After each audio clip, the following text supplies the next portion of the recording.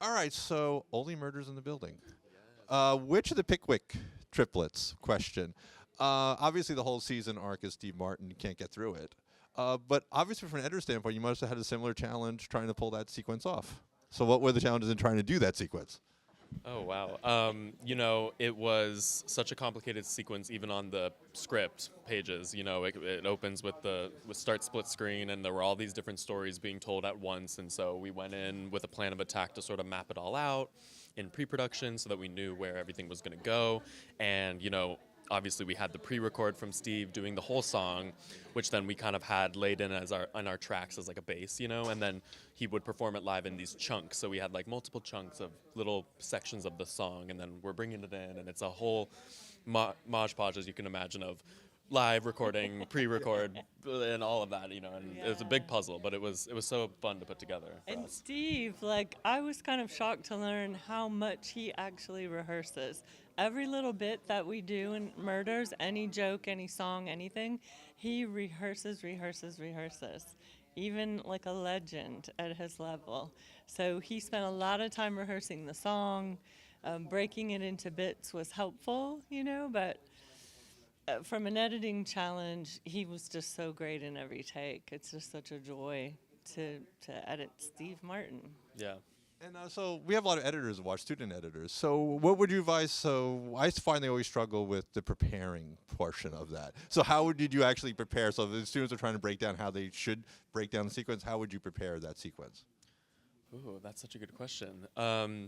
It was so fun, like, on Murders, I feel like there are so many different genres that you get to play with, which is, like, part of the joy of the show. And so when it was going to be a musical, I kind of grew up doing musical theater, and so I was like, oh, this is so fun to get to, like, experiment with that. And, when I was up in school and coming up in editing, I did music videos and friend music videos and that kind of stuff. And so I think doing that kind of work, like music videos or any sort of, like, fun stuff that you can just, like, practice editing, like, gets you the timing and the feeling of, like, how a sequence like that would come together. And so I think that's, like, always a good practice to do, to go in and just find music videos or even recut stuff that you see online as, like, good preparation for that kind of stuff. And the other thing is, like, because he pre-recorded the song before we shot it, is listening to the song over and over beforehand and becoming really familiar with it.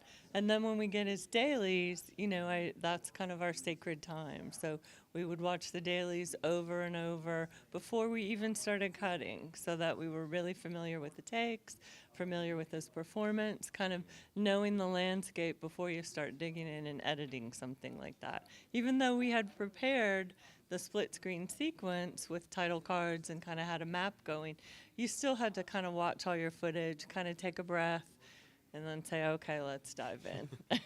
Obviously, another challenge where you do the season finale, where you're really weaving the actual play, the actual musical, with the murder mystery. So for you, that is definitely generating blunders. So what was the approach of trying to do that episode? Because I'd say that's even more difficult. That one was by far more difficult because, that song, that For the Sake of a Child song, was much longer, I guess, in a sense. It was much more choreographed in Meryl Streep and Paul Rudd sort of situation, and we're intercutting that with, Selena up in the shaft thing with the murder. So it was harder to sort of, like, break in and out of the song, whereas, like, with the Pickwick triplet, it was all the way through. But this one we had to, like, create pauses where the music could sort of, like, keep the tension going for them to have the dialogue. And so mapping that out was super, super complicated, but it was great to have help from our amazing music team. And actually having Payton, like, us co-editors, I would take a stab at it for a while, and then I would get stuck and say, oh my God, I can't do this anymore. And so then he would step in and say, okay, let me see what you got. He would take a swing at it.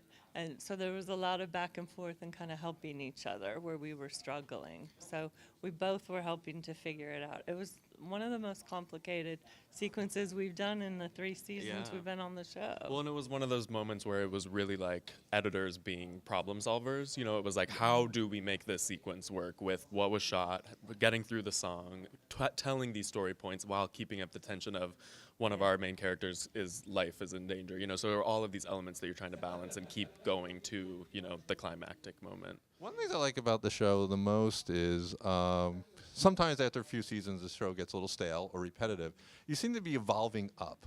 Like you're doing more genre, you're doing more thing. The characters, everything seems to be going in a direction of expansion. Is that something you enjoy as editors, with the show just kind of going to this season too? It's just new stuff, not just the same old, same old. Yeah, no question. It's what keeps the job interesting and fun. You know, like we're normally would jump from show to show or want to do a season 1 and then hop onto something else. And obviously, you know, we've been on Murders now since season 2, and there's a reason why we keep going back. It's also the people, you know, it's such a great environment of people and community. But yeah, I mean, they reinvent it every year, and it just keeps getting better and better. Every time we're with John and he pitches the new season, we're like, what? Like, it's always like insane, you know? Yeah, and that is what's so enlightening about the show. Like having that footage, the musical footage was so beautiful and different than the footage we had in season 2.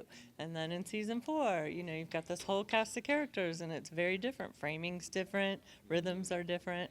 So yeah, as editors, it's very fulfilling to be able to do the same thing, but it's different. Yeah, it's a little mental exercise. Yeah. Yeah. All right. So, are you allowed to say which of the Pickwick children did it? I think they're still figuring it out. He might still be singing the song somewhere. Our last question we like to ask is: I mentioned we have a lot of editing students in the audience. What film would you think, or television show, would you want them to study? Like, look at a master class in film or TV editing. What would you say? Oh, study this and follow, like, just as a way, as a blueprint. Well, one of the movies that really inspired me when I was, you know, younger and really acknowledging that I wanted to be a filmmaker and editor in particular was Whiplash. The way that movie is cut is so inspiring and rhythmic and dynamic, and yeah, I just think like it's such a beautiful showcase of what the power of editing, and I think it's super impactful. So I always recommend that one. That's good. 'Cause I don't have an answer.